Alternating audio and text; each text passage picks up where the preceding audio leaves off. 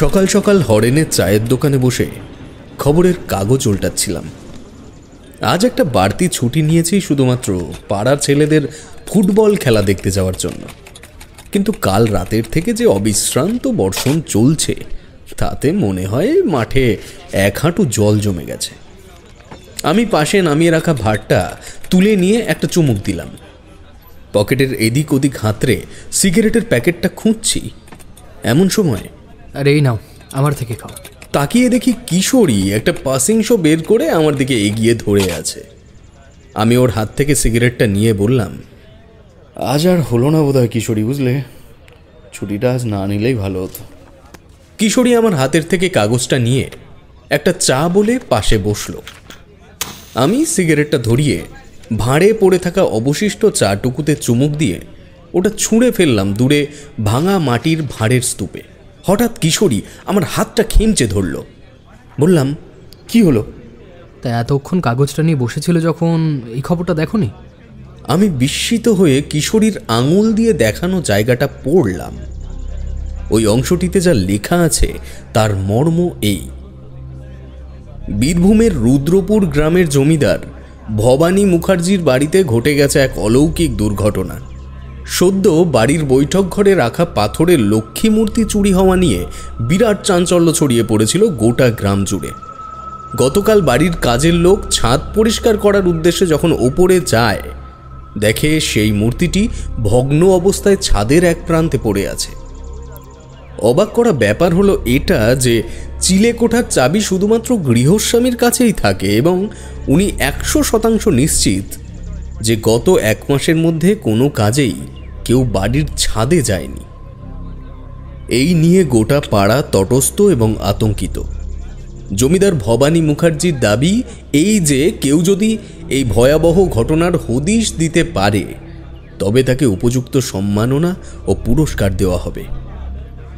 পুরো বিজ্ঞাপনটি পড়ে আমার চোখ কপালে উঠল। এমনই এক কাহিনী এতে লেখা যা আদৌ বিশ্বাসের যোগ্য কিনা তা নিয়ে মনে দলাদলি চলতে লাগলো বিস্তর। আমি আঙুলের ইশারায় কিশোরীকে আরেকটা সিগারেট দিতে বললাম। কিশোরী সিগারেটের প্যাকেটটা বের করে বললে, আমি যা ভাবছি তুমিও কি তাই ভাবছো?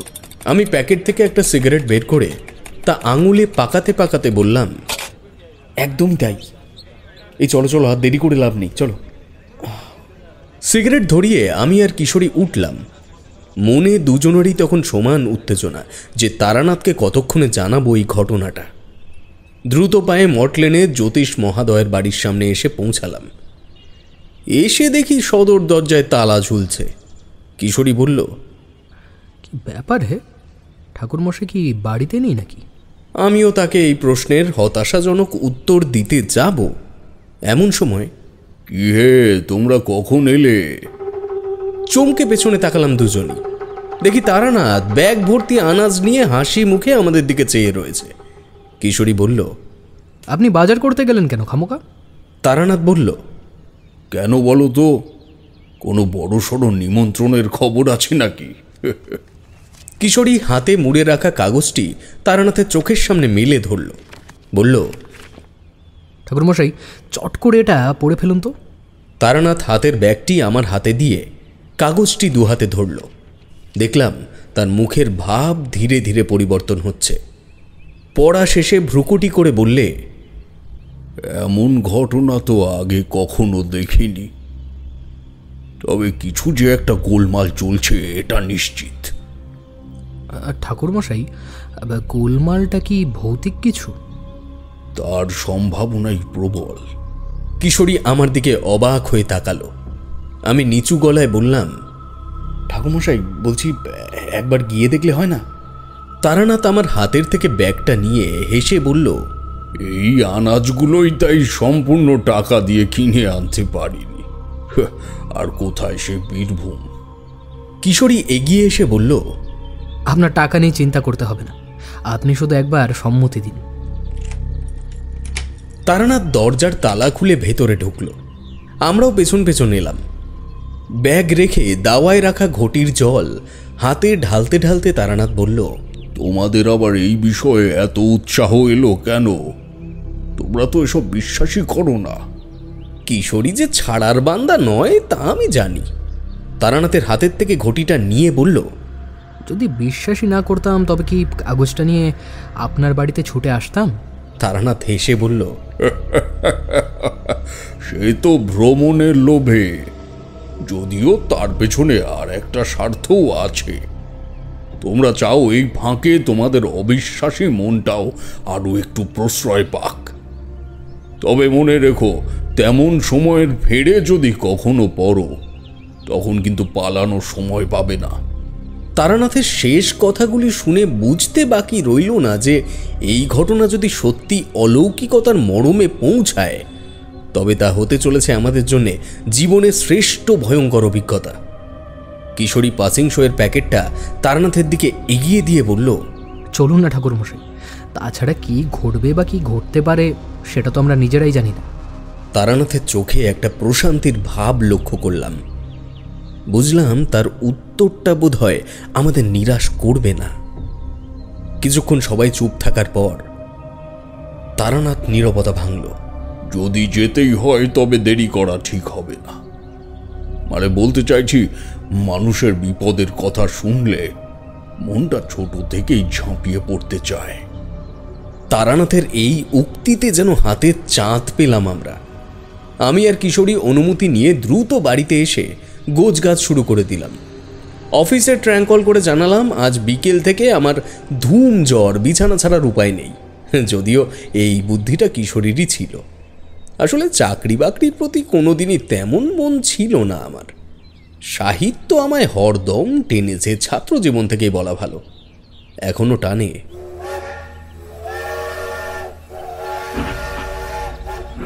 কাগজে দেওয়া ঠিকানা অনুযায়ী গন্তব্যে অর্থাৎ বীরভূমের রুদ্রপুর গ্রামে পৌঁছালাম বিকেল নাগাদ। বোলপুর স্টেশন থেকে গরুর গাড়িতে চেপে অতিক্রম করলাম প্রায় 10 মাইল পথ। রুদ্রপুর নামটি শুনে যতটা অচপাড়াগা মনে হয়েছিল, আসলে কিন্তু জায়গাটা তেমন নয়। প্রতিটা বাড়িতে বিদ্যুতের আলো পৌঁছেছে এবং কয়েকটা বাড়ির ভেতরে তো বেতারে বিজ্ঞাপন চলতেও শুনলাম। জমিদার ভবানী মুখার্জির বাড়ি চিনতে একটুও বেগ পেতে হলো না। যে গরুর গাড়িতে করে এত দূর এলাম তার বাড়িও এই গ্রামেই, কাজেই সে এমনভাবে পদপথের ঠিকানা বুঝিয়েছে যে এই অঞ্চলে নতুন এসেছি বলে মনেই হচ্ছে না। কিশোরী বলল, সত্যি ওই গরুর গাড়ির চালকের জবাব নেই। দেখেছো, একটা নারকেল গাছ পর্যন্ত উল্লেখ করতে ছাড়েনি। ওই ওই দেখো, পুকুরের ওপারে শুয়ে পড়া একটা নারকেল গাছ। তার মানে এই পুকুরের ওই প্রান্তের ওই সাদা বাড়িটাই ভবানীবাবুর। তারানাথ আমার দৃষ্টি অনুসরণ করেই থমকে দাঁড়ালো। ওর চোখের দৃষ্টি স্থির ও সন্দিগ্ধ। কিশোরী প্রশ্ন করল, কি হয়েছে ঠাকুরমশাই? তারানাথ বলল, আমার সাথে সাথেই থেকো। বিপদের বলয় বাড়িটাকে ঘিরে ফেলেছে রীতিমতো। খুব বিপদ কিশোরী। আমার অনুমতি ছাড়া এক গ্লাস জলও স্পর্শ করবে না। একটা অযাচিত ভয়তে শরীরটা যেন কেঁপে উঠল আমার। আমি জানি কিশোরীরও অবস্থা একই। তারানাথ এবার আমাদের থেকে 2 পা এগিয়ে হাঁটতে থাকলো। কিশোরী ও আমি পেছন পেছন বাড়িটির দিকে চোখ রাখতে রাখতে এগোলাম। তারানাথের চোখ মুখের অভিব্যক্তি দেখে সাহস হল না তাকে কোনো প্রশ্ন জিজ্ঞেস করার। বাড়িটার অবস্থান দেখে মনে হয় এটি সম্ভবত গ্রামের একদম শেষ প্রান্তে।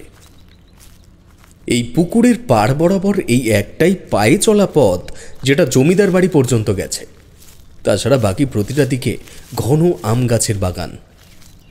সত্যি বলতে কি, এত মোটা আম গাছের কাণ্ড আমি আগে কখনো দেখিনি। আমরা জঙ্গল পেরিয়ে বাড়ির যে প্রান্তে এসে উঠলাম, সম্ভবত সেটা পেছনের অংশ। দোমহলা বাড়ির এই দিকে 3টি দরজা ও প্রতিটা ঘর সংলগ্ন একটি করে জানলা বর্তমান। তারানাথের দৃষ্টি বাড়ির ছাদ পর্যন্ত কেবল সীমাবদ্ধ নয়, যতটা সম্ভব চোখ ঘুরিয়ে ঘুরিয়ে সে দেখে নিচ্ছে আশেপাশের সমস্ত অঞ্চলটুকু। তার মুখে কথা নেই। এত খুনের মধ্যে বেশ কয়েকবার যখন যখন জঙ্গলের ফাঁকের থেকে পলেস্তারা খসে পড়া আদি জমিদার বাড়িটা দেখা গেছে, ততবারই সে দাঁড়িয়ে পড়েছে। আমরা বাড়ির এই দিকটা থেকে কোমর সমান আগাছার জঙ্গল পেরিয়ে বিপরীত প্রান্তে এলাম। সন্ধ্যা তখন সবে নামছে। না, গল্পে শোনা বা বইতে পড়া যে সকল বাড়ির কথা শুনলে শরীরের মধ্যে একটু হলেও ভয়ের উদ্বেগ হয়, এই বাড়ির বর্ণনাতেও তার হুবহু মিল রয়েছে। মোটা মোটা থামের ওপর দাঁড়িয়ে থাকা দোমহলা ভগ্নপ্রায় বাড়িটি দেখলে মনে হয় বহু দিনের খিদে নিয়ে কোনো এক নরপিশাচ দাঁত বের করে আমাদের মতো তুচ্ছ জীবগুলিকে দেখে হাসছে। উঠোনের আয়তন বেশ বড়, কিন্তু অযত্নে ইতস্তত বড় বড় আগাছার জঙ্গল হয়েছে। তারানাথ বলল, অবস্থা একেবারেই ভালো নয় হে। না এলে সত্যি অনেক বড় বিপদ হয়ে যেত। আমি ও কিশোরী দৃষ্টি বিনিময় করলাম। আসলে পরিবেশ একটু থমথমে হলেও বিপদের সংকেত জাতীয় কিছু তখন আমরা বুঝতে পারিনি। তবে আমরা যে সেই সংকেত বুঝতে পারার যোগ্যতাই অর্জন করিনি, তাই ঘটনার ফলাফল শুনলে তোমরাও বুঝতে পারবে। তারানাথ এক পা দুপা করে এগোতেই লক্ষ্য করলাম বাড়ির প্রধান প্রবেশদ্বারের ওপরে আলো জ্বালানো হলো। যে আলোটি জ্বালল তাকে আমরা দূর থেকেই দেখতে পেয়েছি। একটি ঈষৎ কুঁজো বৃদ্ধ ব্যক্তি, কাঁধে একটা গামছা, পরনে খাটো ধুতি, খালি গা। আমরা সিঁড়ির কাছে পৌঁছতেই তার দৃষ্টি আকর্ষিত হলো। চমকে উঠে বললেন, কে কে কে আপনারা? উত্তরটা দিল তারানাথ। আমরা ভবানী মুকুজ্জের সাথে দেখা করতে এসেছি, ওনাকে একটু খবর দেবেন? বৃদ্ধটি বলল, আপনাদের পরিচয়? আমরা এসেছি কাগজের একটা বিজ্ঞাপন পড়ে, বাকিটা আশা করি তুমি জানো। লোকটির মুখে একটা প্রসন্নতার হাসি ফুটে উঠল। একটা বাড়তি উৎসাহ জানিয়ে বললেন, আসুন আসুন আর আসুন, বাইরে দাঁড়িয়ে কেন? আসুন, আমি এখনই ডেকে পাঠাচ্ছি কর্তাবাবুকে। আসুন না, আসুন না, আপনারা আসুন। আমরা বারান্দায় উঠে এলাম। বৃদ্ধ লোকটি উচ্চস্বরে হাঁক দিতে দিতে বাড়ির ভেতরে চলে গেল। মিনিট পাঁচেক পরে ভেতর থেকে দুজনকে কথা বলতে বলতে বাইরে আসতে শুনলাম। যারা এলেন তাদের মধ্যে একজনের সাথে আমাদের আগেই পরিচয় হয়েছে, আর একজনের ব্যক্তিত্ব দেখেই বোঝা যায় ইনিই বাড়ির মালিক শ্রেণীর মধ্যে একজন। পরনে লাল কুচি করা ধুতি এবং চকচকে বোতাম লাগানো গরদের পাঞ্জাবি। আমাদের মধ্যে কিশোরীকেই বোধহয় ওনার মনে ধরল। বললেন, নমস্কার, আপনাদের অসংখ্য ধন্যবাদ যে কাগজে বিজ্ঞাপনটা দেখে আপনারা এসেছেন। নমস্কার, আমার নাম কিশোরী, আর ইনি তারানাথ চক্রবর্তী, আর ওর নাম বিভূতি। পরিচয় বিনিময়ের পর ভবানীবাবু বললেন, আজ অনেক দিন পর আমার বাড়িতে ব্রাহ্মণ অতিথি এলো। তবে কাগজে ঠাকুরমশাই সম্পূর্ণ বিবরণ দেওয়া তো সম্ভব হয়নি। আসুন, ভেতরে আসুন, আগে আপনাদের গুছিয়ে বলি। আমরা তাকে অনুসরণ করে ভেতরে এলাম। বাইরের থেকে দেখা বাড়ির রূপ নিমেষে ভুলে গেলাম ভেতরকার আলোড়ন দেখে।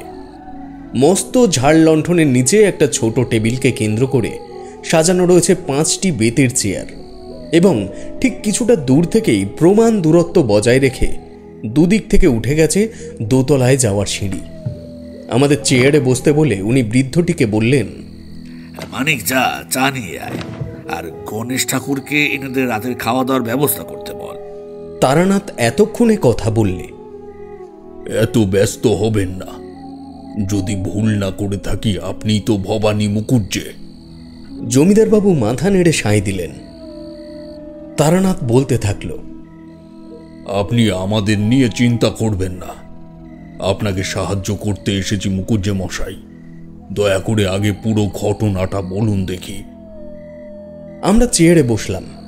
জমিদারবাবু কিছু বলার আগেই কিশোরী আগ বাড়িয়ে বলল, আরে আপনি একবার বলে দেখুন না ভবানীবাবু, দেখুন ইনি সব ঠিক করে দিতে পারবেন। তারানাথ ভারী চোখে কিশোরীর দিকে চাইল। কিশোরী আরও কিছু বলতে যাচ্ছিল, কিন্তু এই দৃষ্টি নিক্ষেপের পর আর কথা বলা যায় না। ভবানীবাবু বলতে শুরু করলেন, ঠাকুরমশাই, আমরা ব্রাহ্মণ ঠিকই, কিন্তু আমার জ্ঞাতি গোষ্ঠীতে কেউ কোনোদিন পুজো পাঠ বিশেষ করেনি। ছোটবেলা থেকেই অভাব কি জিনিস তা আমি জানতাম না, এবং ঈশ্বরের কৃপায় এখনো সেই বস্তুর সাথে আমার সাক্ষাৎ হয়নি। স্ত্রী মারা গেছেন আজ প্রায় 15 বছর হতে চলল। সেই থেকে এই বাড়িতে আছি কেবল আমি, আমার চাকর মানিক, রান্নার ঠাকুর গণেশ এবং আমার 2 ছেলে। বলতে পারেন ছোট ছেলে শিবেনের ইচ্ছেতেই এবার বাড়িতে লক্ষ্মী পুজো করার সিদ্ধান্ত নিয়েছিলাম, যে কারণে বাইরের শিল্পী দিয়ে বহু অর্থের বিনিময়ে পাথরের লক্ষ্মী প্রতিমা বানিয়ে রেখেছিলাম। যেদিনের ঘটনা বলছি সেদিন অনেক রাত পর্যন্ত এই বৈঠক ঘরে বসে গ্রামের 10-15 জন মিলে আসন্ন শ্যামা পূজা সংক্রান্ত প্রস্তুতিমূলক আলোচনা চলছিল। রাত 12টা নাগাদ সবাই চলে গেলে একটা চুরুট ধরিয়ে আনমনে মূর্তিটার দিকে চেয়েছিলাম, ওই জায়গায়। জমিদার হাতের ইশারায় কিশোরী চেয়ারের ঠিক পিছনের দিকটায় দেখালো। আমরা সেদিকে দৃষ্টি নিয়ে আবার জমিদারের দিকে ফিরলাম। উনি বলতে লাগলেন, তখনও পর্যন্ত সব ঠিক ছিল। পরদিন সকালে আমার ছোট ছেলে এসে আমায় ডাকলে, বাবা উঠুন উঠুন বাবা, বাড়িতে চুরি হয়ে গেছে। আমি লাফ মেরে উঠলাম। তখনই ওর মুখে সবটা শুনে নিচে এলাম। দেখি সত্যি ঘরের সবকিছু অক্ষত থাকলেও মূর্তিটা নেই। গ্রামে খবরটা ছড়িয়ে পড়তেই প্রায় সকলেই এসে এসে খবর নিয়ে গেছে। সেই জন্য কাউকে সন্দেহ করার মতো আর নেই। ব্যাপারটা মাথার থেকে যাওয়ার আগেই ঘটলো আবার এই ঘটনা। বৃষ্টির জল ছাদে জমলে ওই দক্ষিণ দিকের ঘরের দেওয়ালটা চুইয়ে চুইয়ে জল পড়ে। সেই কারণে আমি মানিককে পাঠিয়েছিলাম জল পড়ার নলগুলো একটু পরিষ্কার। ঠাকুরমশাই, কিসের শব্দ হলো?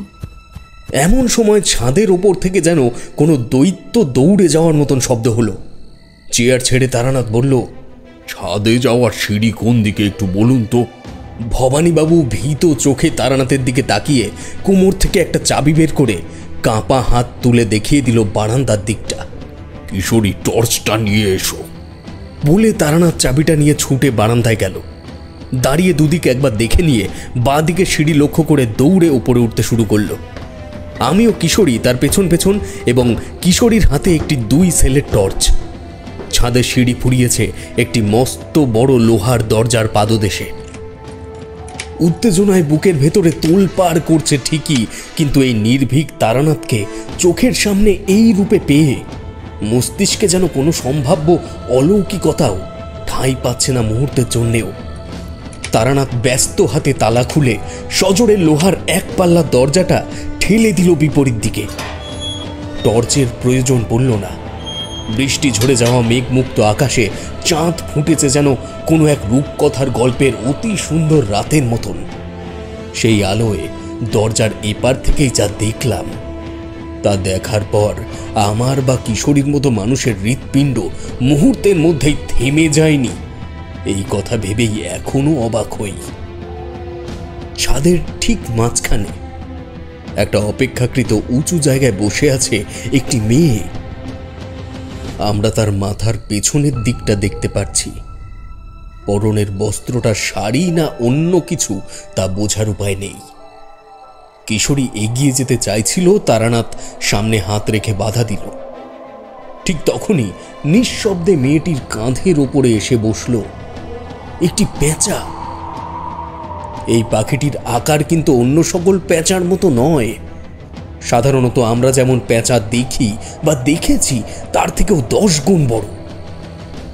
অবাক করা ব্যাপার হলো এই, এত বড় একটা প্রাণী মেয়েটির কাঁধে এসে বসতেও তার শরীরী অভিব্যক্তির কিন্তু কোনো পরিবর্তন নেই। সে যেন জানতো এই পেঁচাটি আসবে, অথবা পাখিটা হয়তো তার পোষ্য। তারানাথ প্রশ্ন করল, কে তুমি? এ বাড়িতে কেন এসেছো?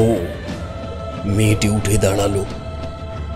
ধীরে ধীরে ছাদের কোমর সমান উঁচু রেলিংয়ের সামনে গিয়ে দাঁড়িয়ে পড়ল।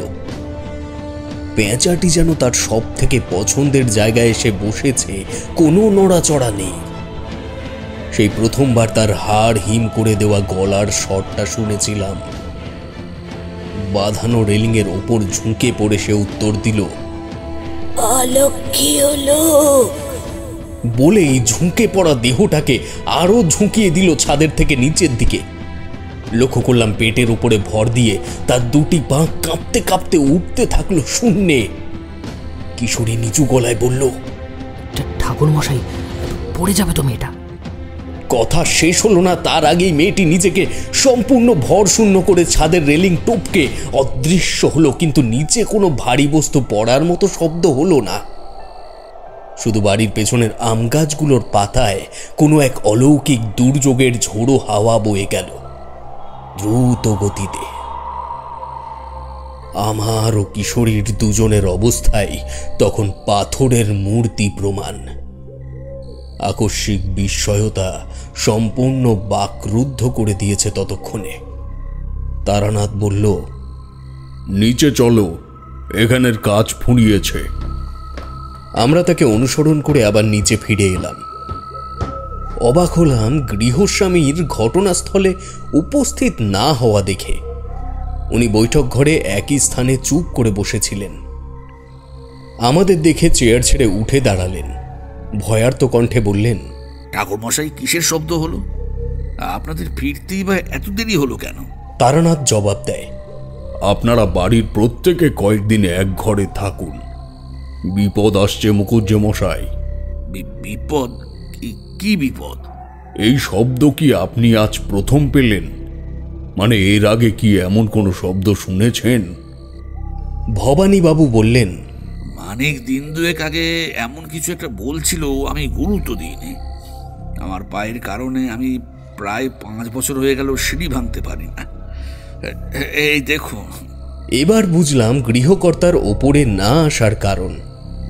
তার পাজামার কাপড়টা একটু উঁচু করতেই দেখলাম ভদ্রলোকের বাঁ পায়ের গোড়ালির নিচের অংশটুকু, অর্থাৎ পায়ের পাতা, শরীরের সজীব অস্তিত্বের প্রমাণ বহন করছে না। সেটা দুটি নাটের মাধ্যমে পায়ের ওপরের অংশের সঙ্গে যুক্ত। তারানাথ প্রশ্ন করল, কি হয়েছিল? ভবানীবাবুর চোখে ভয়ের অভিব্যক্তিটা আরো বেশি প্রস্ফুটিত হল। বললেন, বাঘে ছিঁড়ে নিয়ে গেছে। আমার বংশ পরম্পরায় সবার শিকারের শখ আছে, এটা তারই একটা অপ্রিয় স্মৃতি। আমি মানিক আর গণেশকে বলছি আজ থেকে আমার ঘরেই শুতে। কিন্তু ঠাকুরমশাই, বিপদ যাই হোক, দয়া করে আমায় মুক্তি না দিয়ে আপনারা যাবেন না। ছেলেপুলেগুলোর এখনো বিয়ে দিতে পারিনি, তার মধ্যে একই অনাসৃষ্টি শুরু হলো। হ্যাঁ, ওই আমি তো কোনোদিনই কারোর কোনো ক্ষতি করিনি। তারানাথ বলল, ক্ষতি শুধুমাত্র স্বেচ্ছায় হয় তা নয় মুখুজ্জে মশাই। আমরা অবচেতনেই প্রতিনিয়ত কাউর না কারোর ক্ষতি করে চলেছি। যেমন ধরুন, আপনি আপনার শখের জন্য কতগুলি প্রাণীকে হত্যা করেছেন, কিন্তু তারা অবলা, কথা বলতে পারে না বলে আপনি জানেনই না যে তাদের কত বড় ক্ষতি আপনার দ্বারা হয়েছে। কিন্তু মুখুজ্জে মশাই, সবাই যে কথা বলতে পারে না তা কিন্তু নয়। বাকিটা আপনাকে আরো কিছু লক্ষণ পর্যবেক্ষণ করার পর বলবো। আমাদের 3 জনের ঘরটা যদি একটু দেখিয়ে দেন। ভবানীবাবু তারানাথের কথার মর্মে এমনভাবে প্রবেশ করে গেছেন যে শেষ কথাটা উনি শুনতেই পাননি। তারানাথ আবার বলল, মুখুজ্জে মশাই, আমাদের থাকবার ঘরটা। এবার তার ঘোর কাটল। এই এই মানিক, এনাদের ঘরে নিয়ে যা। আর রাতের খাবার হলো? মানিক আমাদের দোতলার একটি ঘরে নিয়ে গেল। তারানাথ প্রশ্ন করল, মুখুজ্জে মশাই, ছেলেদের তো দেখছি না, তারা কোথায়? মানিক বললে, বড়বাবু তো এখানে থাকেন না, বহু বছর হয়ে গেছে। কিন্তু ছোটবাবু শিবেন এখানেই থাকেন। ব্যবসার কাজে একটু কলকাতায় গেছেন উনি, কালকে চলে আসার কথা। কিন্তু কিন্তু কিন্তু কি? এই শব্দ আমি আগেও 2 বার শুনেছি। ছাদের ওপরে কে যেন দৌড়াদৌড়ি করে। রাত হলেই শুনতে পাবেন একটা পেঁচা কি বিকট ভাবে ডাকতে ডাকতে এই বাড়ির চারিদিকে ঘোরাঘুরি করছে। কর্তাবাবু ওষুধ খেয়ে ঘুমিয়ে পড়েন বলে শুনতে পান না, কিন্তু আমি রোজ রাতেই টের পাই। উনিও আমার কথা তেমনভাবে শোনেন না, তাই সব কিছু বলিও না। আপনারা কদিন থাকুন, ঠিক বুঝতে পারবেন। বলে মানিক চলে গেল। আমরা দুজনেই তারানাথের মুখের দিকে তাকালাম। তারানাথ ঈষৎ হেসে জঙ্গলের দিকের জানলাটা খুলতে যাচ্ছে, এমন সময় কিশোরী বলল, ঠাকুরমশাই, ওই জানলাটা না খুললেই নয়। তারানাথ একটা প্রশস্ত নিঃশ্বাস টেনে তার ছাতি ভরিয়ে বললে, কেন কিশোরী, তোমরা তো এইসব মানতেই চাও না। এই যাত্রায় আসতে চাইছিলাম না, তার কারণ হলো এবার আর তোমাদের আমার জীবনের কাহিনী শোনার বিশেষ উৎসাহ থাকবে না। প্রশ্ন করলাম, কারণ? কারণ এতদিন তোমরা বিশ্বাস করতে না বলেই অলৌকিক গল্পের এমন একনিষ্ঠ শ্রোতা ছিলে। কারণ নাস্তিক ও অবিশ্বাসীরাই অপ্রাকৃতিক গল্পের ভালো শ্রোতা হয়। কিন্তু এবার থেকে তোমরা কাগজের বিজ্ঞাপন খুঁজতে শুরু করবে, কোথায় কি এমন অজাগতিক ঘটল। ভুল বললাম কি আমি? আমি আশা করেছিলাম উত্তরটা কিশোরী দেবে, কিন্তু ও এক মনে জানলার দিকে তাকিয়ে রয়েছে দেখে আমি বললাম, ঠাকুরমশাই, আপনার এই কথাটাই আমি একমত নই।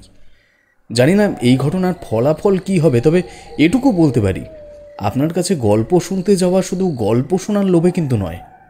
আপনার দার্শনিকতার প্রতি একটা অমোঘ টান তৈরি হয়েছে আমাদের দুজনেরই। তাই বলতে পারেন, আপনি গল্প বলুন আর না বলুন, আমরা কিন্তু হাসবই। তারানাথ পরিচিত হাসি হেসে কিশোরীর দিকে ফিরল, বলল, এত ভয় পেও না কিশোরী। এই অধম যতক্ষণ আছে তোমাদের ভয় পাওয়ার কোনো প্রয়োজন নেই।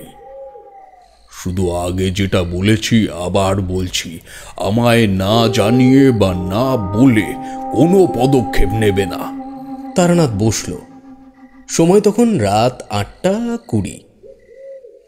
এই ঘরটার মধ্যে দুটি বিছানা, একটি ওই জানলার সাথে আর একটি কিছুটা দূরে। মাঝখানের ফাঁকা জায়গাটায় একটি আরাম কেদারার মতো চেয়ার রাখা। মানিক খাবার নিয়ে এলো 9টা নাগাদ। তারানাথ তাকে প্রশ্ন করল, মুখুজ্জে মশাই খেয়েছেন? হ্যাঁ, মানে আমি ওনার ঘরে খাবার দিয়ে এসেছি। বলে এসে আমাদের হাত ধোয়ার জন্য একটি পাত্র এগিয়ে দিল। আমরা খেতে বসলে সে আমাদের পাশে বসল। আমি বললাম, তুমি খেয়েছো? জি বাবু, আমার খাওয়া দাওয়া হয়ে গেছে। আপনারা খান, আমি থালা বাসনগুলো উঠিয়ে নিয়ে তারপর যাব। আমি বসলুম। বললাম, তুমি যাও, আমি থালা বাসন সব নামিয়ে নিয়ে আসবো। ওই সিঁড়ির পাশের কল ঘরে তো। মানিক জিভ কেটে বললে, কি মা, কি বলছেন বাবু? আমি থাকতে আপনারা কেন করতে যাবেন? তারানাথ বাধা দিয়ে বলল, ও ঠিকই বলেছে, তুমি গিয়ে ঘুমিয়ে পড়ো। আমরা নিচে এগুলো রেখে একেবারে হাত মুখ ধুয়ে আসবো। মানিক বিড়বিড় করতে করতে উঠে দাঁড়ালো। আর ঘুমের বলল, কথা কি বলেন? সেই ঘুম ঘুম আর কি ঘুম হবে? ঘুম আর হবে না বাবু, একটু পরেই শুনতে পারবেন শব্দটা। বলে সে চলে গেল। আমরা খাওয়া শেষ করে কল ঘরে গিয়ে একটু চোখে মুখে জল দিয়ে ওপরে এলাম। সারাটা দিন শরীরটা বিশ্রাম পায়নি, তাই বিছানায় একটু এলিয়ে পড়তেই চোখ দুটো ভারী হয়ে এলো। তারানাথ জানলার পাশে দাঁড়িয়ে একটা সিগারেট ধরালো, বলল, তোমরা ঘুমিয়ে পড়ো, আমার জন্য অপেক্ষা করবার দরকার নেই। কিশোরী বলল, আমার ঘুম আসবে না ঠাকুরমশাই। কান এতটাই সজাগ যে দূরে কোথাও একটা কাঠঠোকরা পাখি গাছের কাণ্ড খুঁড়ছে, তাও শুনতে পারছি। আমার ঘুমটাও কিশোরীর কথায় ভেঙে গেল। আমিও কান খাড়া করে শব্দটা শোনার চেষ্টা করলাম, কিন্তু তেমন কিছুই পেলাম না। নীরবতাপূর্ণ মিনিট 10 কাটার পরেই বাইরের দেওয়ালে একটা ধপ ধপ শব্দ শুনতে পেলাম মনে হলো। তারানাথ জানলার বাঁ দিকে ঘেঁষে গিয়ে চোখ রাখলো বাঁ দিকের পাল্লার সোজা। সুতরাং সত্যি একটা শব্দ আসছে জানলার বাইরের থেকেই। আমি উঠে গিয়ে তারানাথের পেছনে দাঁড়ালাম। কিশোরীও যোগ দিল সেই সঙ্গে। যে শব্দটা অস্পষ্ট ছিল তা এখানে দাঁড়ানোর পর অনেকটাই স্পষ্ট হলো। তারানাথের হালকা পিছিয়ে আসা দেখেই বুঝলাম সে কিছু একটা দেখতে পেয়েছে। আমি ও কিশোরী আরো একটু ঝুঁকলাম তারানাথের দিকে। বাইরেটা বলা যায় ভোরের আলোর মতো পরিষ্কার। চাঁদের আলোয় যা ছোট অদূরে গাছের ডালে একটা কাঠবিড়ালি কি একটা নিয়ে ছোটাছুটি করছে তাও পরিষ্কার দেখা যাচ্ছে। এমন সময় কানে এলো শব্দটা, একটা চাপা কান্নার শব্দ। এই কান্নায় শুধু যন্ত্রণা নয়, প্রতিশোধের তীব্র স্পৃহাও প্রকাশ পেতে চাইছে যেন। তারানাথ ঠোঁটের উপর আঙুল দিয়ে আমাদের আরো সতর্ক হওয়ার নির্দেশ দিল। এমন সময় দেখলাম জানলার পাশ থেকে দেওয়ালের গা বেয়ে ধীর পায়ে নামছে একটি নারী মূর্তি। আতঙ্কে কিশোরী চেয়ারের পাশে ছিটকে পড়ল। তৎক্ষণাৎ মেয়েটিও দাঁড়িয়ে পড়ল জানলার কপাটের ঠিক পাশে। তারানাথ আরো একটু পিছিয়ে এলো। আমার হৃৎপিণ্ড বোধ হয় তখন চলছিল না, কিন্তু চোখ যেন কোনো মতেই পলক ফেলতে চাইছে না, পাছে এই বিজ্ঞান বিরোধী সত্যটা দৃষ্টিগোচর হয়ে যায়। এটা কোন ধরনের জীব যার উপরে মধ্যাকর্ষণ কাজ করে না? আমরা প্রত্যেকে এতটাই নিঃশব্দে থাকার চেষ্টা করছি যে নিঃশ্বাসের শব্দ পর্যন্ত কানে আসছে না। কয়েক সেকেন্ড পরে আবার পায়ের শব্দ শুরু হলো দেওয়ালে। তারানাথের জটা ভরা চুলের পাশের থেকে একটি চোখ বের করে দেখলাম মেয়েটি আবার ধীরে ধীরে নিচের দিকে নামতে শুরু করেছে। কাঁধে বসে আছে সেই অস্বাভাবিক বড় আকারের পেঁচাটি। এবার তারানাথ নিজেই নিঃশব্দে জানলার কপাট দুটো টেনে বন্ধ করে দিল। ওর মুখে সম্পূর্ণ দুশ্চিন্তার ছাপ। জিজ্ঞেস করলাম, কি বুঝছেন ঠাকুর মশাই? যা বুঝছি অবস্থা একেবারেই ভালো নয়। বাড়িটাকে যে অত্যন্ত ভয়ঙ্কর একটি শক্তি ঘিরে ফেলেছে তা আমি আসার পথে পুকুরের ওপর থেকে যখন বাড়িটাকে দেখি তখনই বুঝতে পেরেছি। কিভাবে? গুরুর কৃপায় এইটুকু শক্তি পেয়েছিলাম যে বিপদগ্রস্ত মানুষকে দেখলেই আমি বুঝতে পারতাম একটা কালো ধোঁয়ার মতো ছায়া উদ্দিষ্ট ব্যক্তিকে তাড়া করে বেড়াচ্ছে সব সময়। তবে তবে আপনি তো কোনো মানুষকে দেখেননি পুকুরের ওই পার থেকে? তারানাথের চোখ আরো মোটা হলো এই প্রশ্ন শুনে। গলা ধরে এলো নিমেষের মধ্যে। বললে, শুধু কোনো মানুষ নয়, দেখলাম গোটা বাড়িটাকেই একটা কালো মসলিনের চাদরের বলয় গিলে খাচ্ছে। বিভূতি মৃত্যু এখানে একটা ঘটবেই, যেটা আটকানোর ক্ষমতা আমার নেই। তারানাথের কথা শোনার পর চোখের সামনে দেখা ঘটনাটা আবার যেন ধীরে ধীরে মস্তকে ঢুকতে লাগলো। এতক্ষণ যা দেখেছি তার ভয়াবহতা কতটা সেটা বুঝিয়ে দিল আমার দাঁড়িয়ে না থাকতে পারাটা। বিছানায় বসে পড়লাম ঠিকই, কিন্তু মুখে যতটা সম্ভব কম ভয়ের অভিব্যক্তিকে প্রশ্রয় দিলাম। কারণ কিশোরী ইতিমধ্যেই এমন একটা ঘটনা ঘটিয়ে ফেলেছে, সেখানে আমিও যদি ভয়তে মুষড়ে পড়ি তাহলে তারানাথের কাজে যথেষ্ট বাধা আসবে। সে রাতে কেউ ঘুমোলাম না। পেঁচার ডাকের যেই সম্ভাবনার কথা শুনেছিলাম তেমন কিছু পাইনি সেই রাতে। হয়তো তারানাথই এমন কিছু করল যাতে বিদেহী শক্তি স্পর্ধা পেল না। পরদিন খুব সকাল নাগাদ তারানাথ আমাদের নিয়ে নিচে নেমে এলো। ভবানীবাবু দেখি আমাদের আগেই উঠে গেছেন। তারানাথের উদ্দেশ্যে বললেন, ঠাকুরমশাই এত সকালে নেমে এলেন যে? রাতে ঘুম হয়নি নাকি? তারানাথ বলল, চেষ্টা তো অনেক করেছি কিন্তু এলো না। আপনার বাড়িটা আর ঘুমোনোর উপযোগী নেই মুকুজ্জে মশাই। আপনি যদি একদিন ওষুধ না খেয়ে রাতে শুতে যেতেন তাহলেই বুঝতে পারতেন। এখন চলুন, আপনাকে নিয়ে আমার একটা কাজ আছে। ভবানীবাবুর চোখ ছোট হয়ে এলো। বললেন, আমায় কি করতে হবে ঠাকুর? এই বাড়িটা বন্ধন না করে দিলে যে কোনো সময় একটা বড় ক্ষতি হয়ে যেতে পারে। চলুন, এই কাজ গৃহস্বামীকেই করতে হয়। মানিক পাশে এসে দাঁড়িয়েছিল। তারানাথ ওকে বলল, মানিক, একটা জল ভর্তি ঘটি এনে দাও তো। মানিক দৌড়ে গিয়ে একটা পেতলের ঘটিতে জল ভরে নিয়ে এলো। তারানাথের পেছন পেছন আমরাও বাড়ির বাইরে এলাম।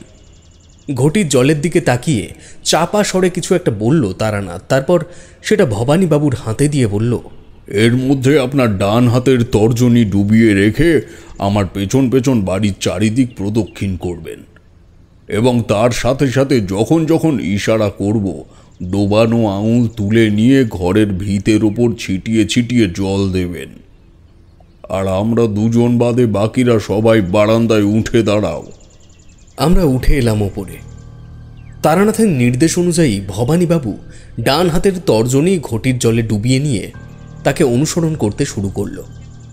এভাবে সম্পূর্ণ বাড়িটা ঘুরে আবার পূর্বের জায়গায় আসতে সময় লাগলো প্রায় 20 মিনিট। ভবানীবাবুর হাতের থেকে ঘটিটা নিয়ে তারানাথ পুকুরের দিকে চলে গেল। গৃহস্বামী বললেন, তোমরা যে কোন দৈবক্রমে আমাদের বাড়িতে এলে আমি ভেবে পারছি না। বয়স তো আর কম হয়নি, তাই আমার অভিজ্ঞতা থেকেই বলছি, এমন একজন স্বনির্ভরশীল আত্মবিশ্বাসী মানুষ পাশে থাকলে নিজের মৃত্যু হবে জানলেও কিছু সময় স্বস্তিতে থাকা যায়। বলে উনি আবার পুকুরের দিকে চাইলেন। তারানাথ তখন ফিরছে, ওর হাত শূন্য। আমাদের কাছে এসে বলল, ঘটিটা জলে দিয়ে এলাম। আর মুখুজ্জে মশাই, আমার আত্মবিশ্বাস আপনাদেরকে রক্ষা করতে পারলে বরং ভালোই হতো, কিন্তু সেটা কি কখনো সম্ভব? মনে রাখবেন, কর্মের ফল বিধাতা দেয় এবং যাকে খণ্ডানোর ক্ষমতা আমার মতো সাধারণ মানুষের নেই। ভবানীবাবু বিব্রত হয়ে পড়লেন। বললেন, ঠাকুরমশাই, কর্মের ফল বলতে আপনি কি বলতে চাইছেন? এমন সময় একটা কালো রঙের ফিয়েট গাড়ি ধুলো ওড়াতে ওড়াতে বাড়ির উঠোনের সামনে এসে থামল। এই প্রথমবার বাড়িতে আসার প্রধান রাস্তাটা আবিষ্কার করলাম ওই গাড়িটা আসার অস্থায়ী পথটি দেখে। অস্থায়ী বলছি কারণ সামনের আমবাগানের মধ্যে থেকে বিশেষ একটি জায়গা বরাবর জঙ্গল নেই বললেই চলে এবং মাটি অনেকটাই সমান। এই বাড়িটিকে যেন চারিদিক থেকে আবৃত করে রেখেছে ঘন সবুজে ভরা বনস্পতির দল। পরিবেশের কথা বললে শৌখিন হাওয়া বদলের জায়গা হিসেবে এই স্থানে জুড়ি মেলা ভার। ভবানীবাবু বললেন, ওই শিবেন এলো। দেখলাম একটি বছর 25-এর যুবক আমাদের আপাদমস্তক নিরীক্ষণ করতে করতে এগিয়ে আসছে। তার হাতে ধরা সুটকেসটা মানিকের হাতে দিয়ে প্রশ্ন করল, আপনারা কারা? উত্তরটা দিলেন ভবানীবাবু। শিবেন, কাগজে দেওয়া বিজ্ঞাপনটা দেখে ওনারা এসেছেন আমাদের বাড়িতে। এই ঠাকুরমশাইয়ের নাম তারানাথ চক্রবর্তী। উনি হলেন বিভূতি আর ওনার নাম কিশোরী। হ্যাঁ, কিশোরী। শিবেনবাবুর দেখলাম এই বিষয়ে বিশেষ উৎসাহ নেই। তাচ্ছিল্যের সাথে বললেন, সত্যি বাবা, তুমিও পারো। বললাম এই কাজ করেছে গ্রামেরই কোনো অসভ্য লোক, সোজা থানায় একটা কমপ্লেন করলেই তো হয়। কেন বোঝো না শিবেন, এই বাড়িতে কোনোদিন পুলিশ আসেনি। রাবিশ। বলে সে সিঁড়ি দিয়ে বারান্দার দিকে এগিয়ে গেল। তারানাথ বলল, শিবেন, তোমার সঙ্গে আমার কিছু কথা আছে। শিবেনবাবু দাঁড়িয়ে পড়লেন। পেছনে না ঘুরেই উত্তর দিলেন, আমার সময় মতো আপনাদের ডেকে নেব। কথা শেষ হওয়ার আগেই বাড়ির ভেতর থেকে চিৎকার ভেসে এলো। ভবানীবাবু বললেন, গণেশের আবার কি হলো? তারানাথ ছুটে গেল, তার সঙ্গ নিলাম আমরা। পৌঁছে দেখি রান্নাঘরের মেঝেতে বিস্ফারিত চোখ করে পড়ে আছে গণেশ বামুন। মাটিতে ঘষতে ঘষতে দরজার দিকে আসতে চেষ্টা করছে সে। তারানাথ গিয়ে তার কাঁধে হাত রেখে বলল, কি হয়েছে গণেশ? তুমি এমন করছো কেন? কিশোরী, জল নিয়ে এসো তো, আর বাকিরা একে ধরে নিয়ে চলো তো ওই বৈঠক ঘরের দিকে। আমরা গণেশকে ধরাধরি করে বৈঠক ঘরে নিয়ে এলাম। কিশোরী জল এনে ওর মুখে ছিটিয়ে দিয়ে ঘটিটা তারানাথের হাতে দিল। গণেশ ধুতির খোঁট দিয়ে মুখ মুছে নিয়ে হাঁপাতে হাঁপাতে বলল, আমি সকালের খাবার বানানোর জন্যই ময়দা মাখছিলাম। হঠাৎ একটা চাপা কান্নার শব্দ এলো, এরকম মনে হলো। সন্দেহবশে জানলার দিকে মুখ বাড়াইছি, তখনই একটা বড় পাখি উড়ে এসে জানলার সামনে ঝাপটে পড়ল। এত বড় পাখি, হ্যাঁ, এত বড় পাখি আমি কোনোদিনও দেখিনি বাবু। হ্যাঁ, কোনোদিনও দেখিনি। পাখিটা পেঁচা কি? হ্যাঁ হ্যাঁ হ্যাঁ বাবু, পেঁচাই হবে। হ্যাঁ, পেঁচাই হবে। গোল গোল মাটির ডেলার মতন চোখ, হ্যাঁ, পালকগুলো সব কালো কুসকুসে, হ্যাঁ, কালো কুসকুস একেবারে। এমন সময় শিবেন বাবু দাঁত চিবিয়ে বললেন, এই পাখিটাকে আমার কোনো দিনই পছন্দ হয় না। কদিন আগেই তো একটা মারলাম, আবার নতুন আবির্ভাব হয়েছে। দাঁড়ান, আমি দেখছি। তারানাথ বলল, তুমি পেঁচা মেরেছ? পেঁচা যে মা লক্ষ্মীর বাহন তা কি তোমার জানা আছে? হ্যাঁ জানি, না জানার কি আছে। তারানাথ শিবেন বাবুর মুখের দিকে তাকিয়ে কিছুক্ষণ স্থির হয়ে রইল। তারপর দ্রুত পায়ে সিঁড়ি ধরে দোতলায় চলে গেল। ভবানীবাবু তিক্ত স্বরে বললেন, তুমি খামোকা পেঁচা মারতে গেলে কেন? একটা পাখির জীবন নিয়ে কি নিজেকে বীর প্রমাণ করতে চাও নাকি? ওই যে বললাম, এই পাখিটা আমার সহ্য হয় না। বলে রাগ পায়ে উপরে চলে গেলেন শিবেনবাবু। আমিও কিশোরী ঘরে ফিরে এলাম। দেখলাম তারানাথ ওর পুঁটলি থেকে কয়েকটা পুস্তক বের করে অবিরাম পাতা উল্টে চলেছে। কিশোরী পাশে বসে বলল, ঠাকুরমশাই, কি হচ্ছে বলুন তো? তারানাথের সেই প্রশ্নে কোনো ভ্রুক্ষেপ নেই। অযত্ন ভরে পৃষ্ঠা উল্টাতে উল্টাতে একটি বিশেষ জায়গায় এসে থেমে গেল সে। চক্ষু যুগল বিস্ফারিত করে বললে, অলক্ষ্মী উলুক, এই কথাটাই বলেছিল না মেয়েটা? হ্যাঁ হ্যাঁ হ্যাঁ, ঠিক বলেছেন, অলক্ষ্মী উলুক বলেছিল মেয়েটি। তারানাথ বলল, চলো শিবেনের কাছে এখনই। শিবেনবাবুর ঘর ওপরেই। আমাদের আসার আগেই উনি ওপরে উঠে এসেছেন। ওপরে মোট 4টে ঘর। আমাদের ঘর বাদে অন্য যে ঘরটি খোলা আছে তার সামনে গিয়ে তারানাথ ডাকল, শিবেন, আমায় এখনই তোমায় সাহায্য করতে হবে, নইলে তোমার প্রাণ সংকট হতে পারে। তবে এই উক্তির সত্যতা যাচাই করার এখনই চেষ্টা করো না, প্রমাণ তুমি আজই পাবে। তারানাথের কথা শুনে শিবেনবাবু ঘর থেকে বেরিয়ে এলেন। হয়তো প্রতিবাদের সুরে কিছু একটা বলতেন, কিন্তু মুখটাকে স্বাভাবিক করে শুধু ক্ষণিকের সৌজন্যতার কারণে বললেন, আমি কি, বলুন কি করতে হবে আমার? পেঁচাটিকে জঙ্গলের কোন স্থানে হত্যা করেছিলে মনে আছে তোমার?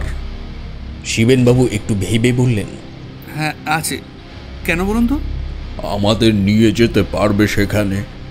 হ্যাঁ পারবো, কিন্তু এখন? এখনই। শিবেনবাবু সাই দিয়ে নিচে সিঁড়ি ধরলেন। বৈঠক ঘরে ভবানীবাবু বসেছিলেন মাথায় হাত দিয়ে। আমাদের দেখে উঠে এলেন।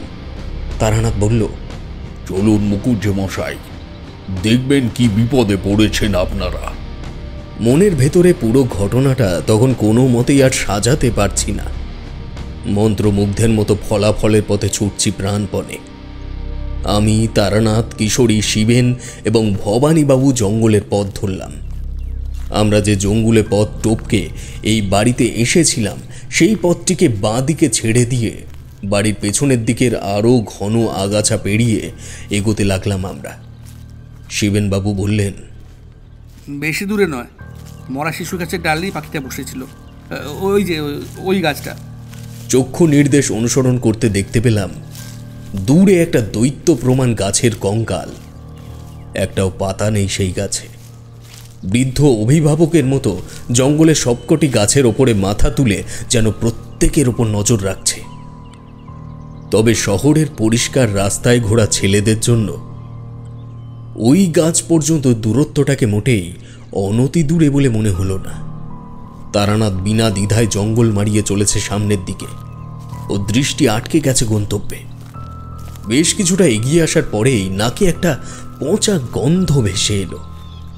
উফ, কি বিশ্রী সেই গন্ধ! তারানাথ ছিল সবার আগে। লক্ষ্য করলাম ও বাঁ দিকের অপেক্ষাকৃত একটু বেশি আগাছায় ভরা জায়গাটার দিকে তাকিয়ে থমকে দাঁড়িয়ে পড়ল। আমরা ততক্ষণ প্রায় তার কাছে চলে এসেছি। পৌঁছে যা দেখলাম তাতে দাঁড়িয়ে থাকতে পারার কথা নয়। ভবানীবাবু নিজেকে সামলাতে না পেরে মাটিতে বসেই পড়লেন।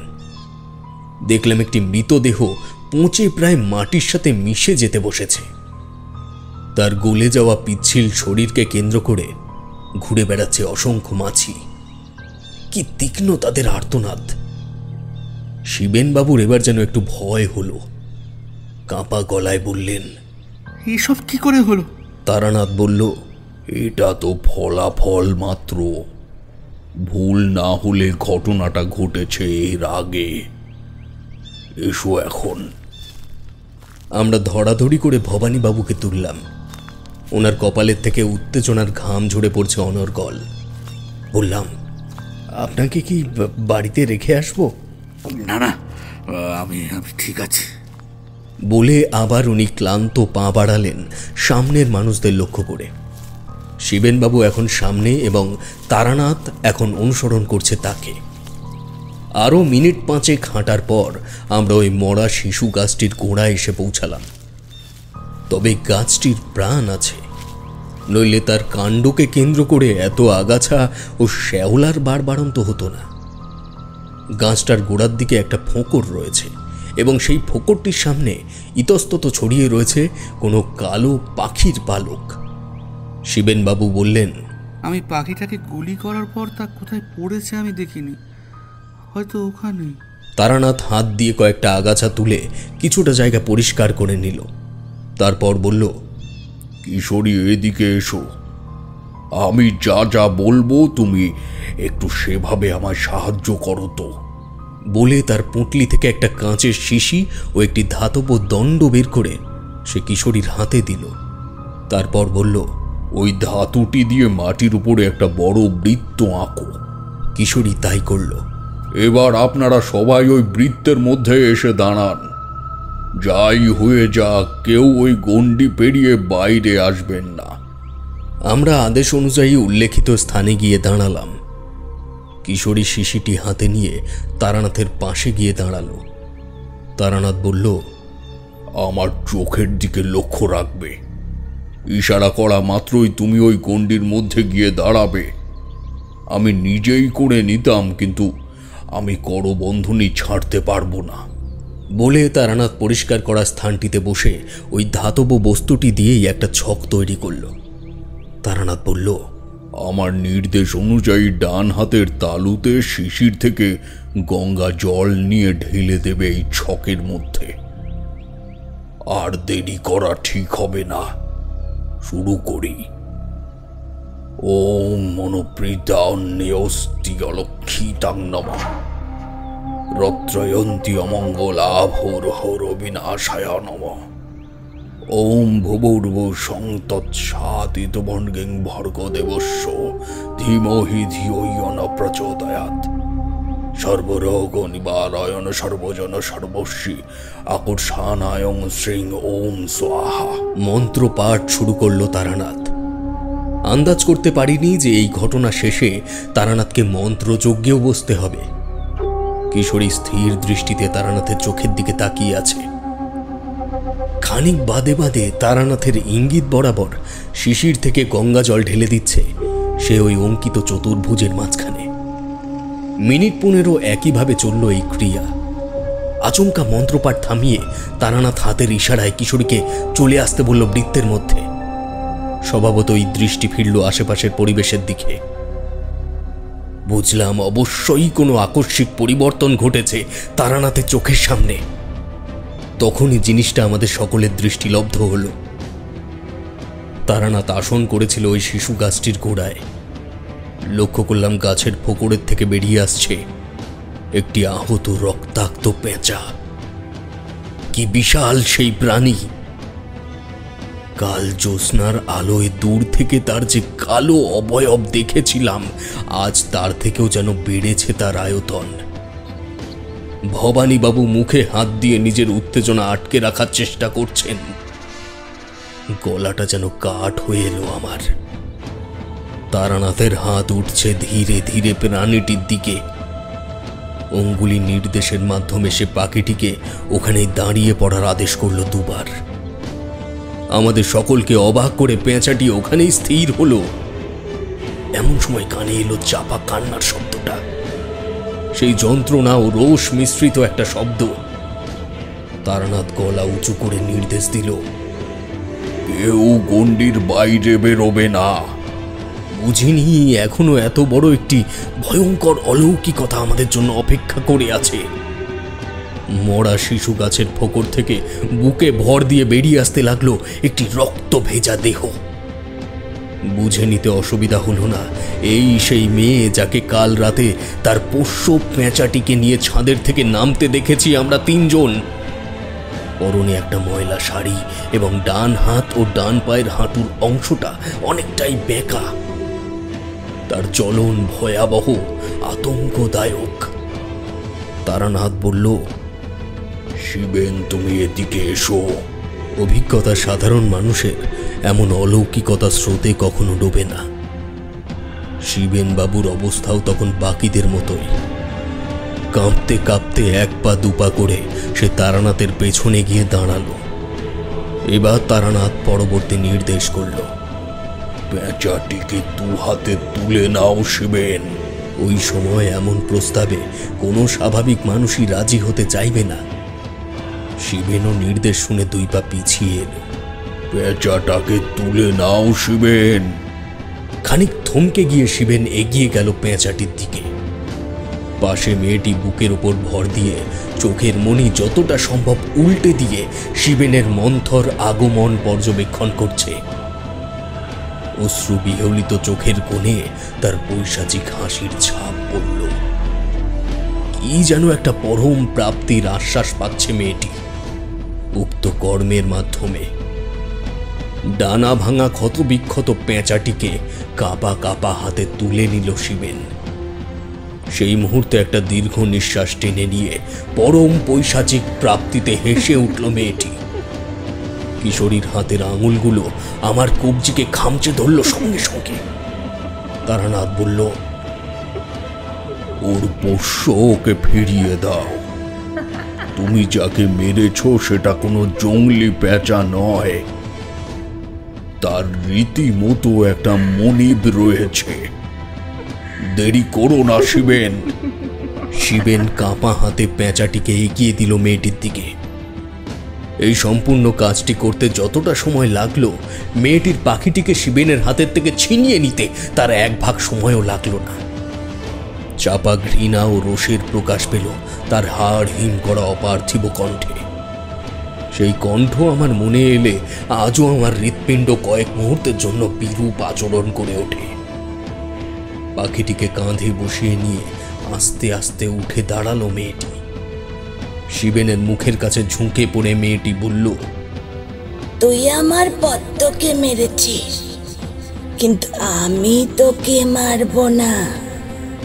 ভয় পাস না শিবেন, আমি সারা জীবন তোদের পাশে থাকব। সব সময় তোদের মাথার উপরে ছাতা হয়ে থাকবো আমি। তবে আজ তুই নিজের চোখে দেখে গেলি যে পেঁচাদেরও একটা সত্ত্বাধিকারী থাকে। এবার তোরা সবাই বুঝতে পারবি সেই সত্ত্বাধিকারীর প্রলয়।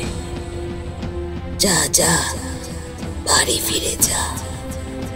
বলে মেয়েটি আবার বুকের উপর ভর দিয়ে সরীসৃপের মতো গাছের অন্তঃগর্ভে প্রবেশ করল। তারানাথ বলল, সবাই মিলে ধরাধরি করে এই মৃতদেহটিকে এই গাছের গোড়ায় নিয়ে এসো। এই বৃক্ষ সমেত তাকে অগ্নিদগ্ধ করতে হবে। মানুষটির প্রতি ভক্তির মাত্রা এমন পর্যায় পর্যন্ত পৌঁছিয়েছে তখন প্রত্যেকের যে পচা দেহটিকে তুলে নির্দিষ্ট স্থানে আনতে বিন্দুমাত্র দ্বিধাবোধ করল না কেউ। মৃতের অর্ধগলিত কাঠামোটা হেলান দিয়ে বসিয়ে দিলাম ওই ঘুণে ধরা শিশু গাছটির কাণ্ডে। কিশোরী ও তারানাথ আশপাশ থেকে বেশ কয়েকটা শুকনো লতা পাতা জোগাড় করে এনে মৃতদেহের ওপরে ছড়িয়ে দিল। হাতের ইশারায় শিবেনকে আগুন ধরিয়ে দেওয়ার নির্দেশ দিয়ে ওরা দুজনেই পিছিয়ে এলো। শিবেন 1 মুহূর্তও নিল না সেই কার্য সম্পন্ন করতে। দ্রুত পকেট থেকে দেশলাই বের করে আগুন লাগিয়ে দিল শুকনো পাতার স্তূপে। বহুদিনের শুকিয়ে যাওয়া বৃদ্ধ শিশু গাছটি জ্বলে উঠল বিজয় অনলের মতো। আমরা ফেরার পথ ধরলাম। শিবেন ভেবেছিল ও নিজ হাতে সমস্ত পাপের প্রায়শ্চিত্ত করল সেদিন, কিন্তু না। কাহিনীর মর্ম যে মৃত্যু পর্যন্ত যাবেই তা আমিও কিশোরী জানতাম। কারণ তারানাথ বলেছিল এই বাড়িতে অদূর ভবিষ্যতেই একজন মরতে চলেছে। জমিদার বাড়িতে পৌঁছে সবাই বৈঠকখানায় ঢুকলাম। কারোর মুখে কোনো কথা নেই, তবে জানতাম তারানাথ সমস্ত ঘটনার কারণ আড়াল করবে না। সেই নীরবতা ভাঙল সে। আপনাদের গ্রামে কি উলুক নামে কোনো মেয়ে থাকতো? মানিক দরজার কাছে এসে দাঁড়িয়েছিল, বলল, বাবু উলুক তো ডাইনি, মানে ওই রামু সর্দারের মেয়ে হলো উলুক। বাচ্চাদের ধরে নিয়ে গিয়ে বাড়িতে বসে খেলা করতো। বাপ মা মরে যাওয়ার পর ওই কাজ আরো বেড়ে গিয়েছিল, তাই গায়ের লোকেরা ওরে মায়ের গ্রাম সারা করিছে। কেন বাবু, ওরে দেখেছেন নাকি? আমার ও কিশোরীর হাঁটু ঈষৎ কেঁপে উঠল, কারণ এই নামটির মানুষকেই তো অগ্নিদগ্ধ করে এলাম আমরা। তারানাথ বলল, ডাইনি বলে কোনো জাত হয় না, সবাই মনে রাখবেন। এই সমাজে স্বাভাবিক বুদ্ধি নিয়ে সবাই জন্মায় না। আর সাথে এটাও মনে রাখবেন, এই অপবাদযুক্ত যত মেয়ে আজ গ্রাম ছাড়া বা ঘর ছাড়া হয়েছে, তাদের প্রত্যেকেরই একটা মা আছে, যার আচার কার্যকারণ দেখতে দেখতে এরা বড় হয়ে ওঠে। শিবেন ভ্রু কুঁচকে প্রশ্ন করল, ডাইনিদের মা? আর সেই মাই হলেন শ্রী শ্রী অলক্ষ্মী, যার সংসারের ওপর তার রোষ দৃষ্টি পড়ে সে সেই বংশের কুলধ্বংস না করে সে ছাড়ে না। কাজেই তার সন্তানদের কাছে তার ভাই বোন ছোটবেলার খেলার সাথী হয়ে দাঁড়ায় একটা পেঁচা। অলক্ষ্মী হলেন দেবী লক্ষ্মীর আপন দিদি, এবং সে এই ব্রহ্মাণ্ডে যদি সব থেকে বেশি কাউকে ঈর্ষা করে, তবে সেটা তার নিজের বোনকে। ব্যাপারগুলো জেনে রাখুন, কারণ পরবর্তীকালে আপনাদের কাজে লাগবে মুকুজ্জে মশাই। অলক্ষ্মী কি চাইবে আপনার বাড়িতে তার অপছন্দের কোনো মূর্তি রাখতে? ভবানীবাবু চলন শক্তি হারিয়ে আচমকা চেয়ারে বসে পড়লেন। ঘষা গলায় বললেন, তবে কি? হ্যাঁ, ওই উলুক হলো অলক্ষ্মীর সন্তান এবং পদ্ম হলো তার পোষ্য পেঁচাটির নাম। মুকুজ্জে মশাই, জিতটা তো পীড়িত অদৃষ্টেরই হলো। এই পাপের শাস্তি যদি শিবের না পায়, সেটা ঈশ্বরের ন্যায় বিচার হবে কি? কিন্তু আপনি বা আপনার বড় ছেলে এই ঘটনার সাথে সরাসরি জড়িত নন ঠিকই, কিন্তু বলতে খারাপ লাগলেও এটা চিরন্তন সত্য। অবলা জীবের সাথে অনাচার, অত্যাচার বা নিহত করলে এভাবেই জীবন হারাতে হয়। ওই যে আগেই বললাম, অলক্ষ্মী একবার রুষ্ট হলে কুল ধ্বংস না করে ছাড়ে না। যাক, এবার আমাদের অনুমতি দিন, আমরা আসি।